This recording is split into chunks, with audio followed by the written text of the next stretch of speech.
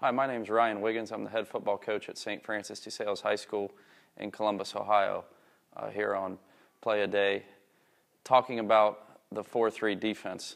And myself, I'm a defensive guy. I'm a defensive-minded person. And so when I was thinking about what kind of defense I thought gave us the best advantage as a football team, I like the defense that I'm going to talk about today. I think it's simple. I think it's sound. I think the focus is on the fundamentals. And it's easy to align to. And that's one of the things that I've found with defense. You know, we talk all the time as a staff about a defense being successful. We first have to align.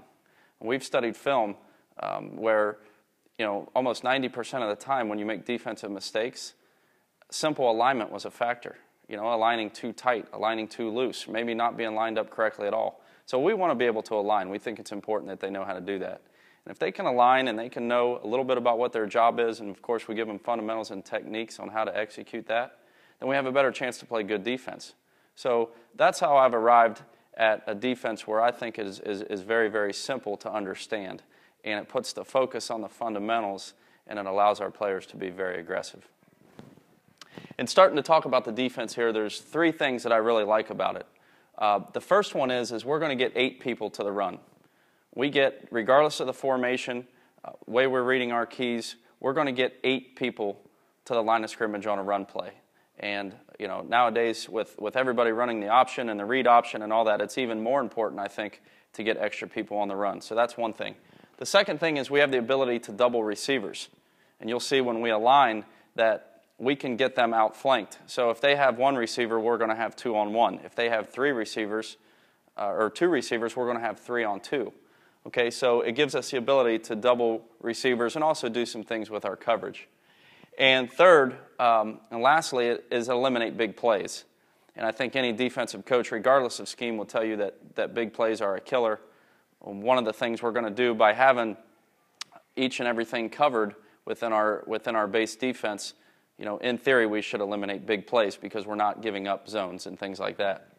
Along with giving up big plays, we're going to have 3 things that we're always going to cover in our defense. And the first thing being force.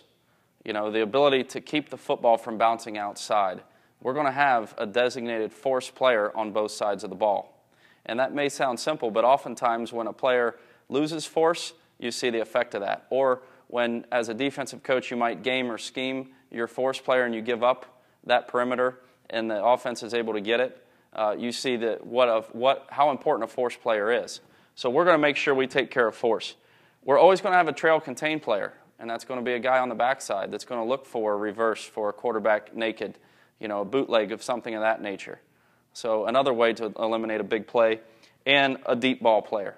And you know, it sounds fairly simple, but oftentimes when you game you know, a corner or even a safety, you give up a deep zone. And if the offense, you know, if they catch you on that, you're sort of kind of live by the sword, die by the sword. We're going to try to be sound, and by taking care of these 3 things, we hope to achieve these top 3. Most importantly, number 3, which is to eliminate big plays.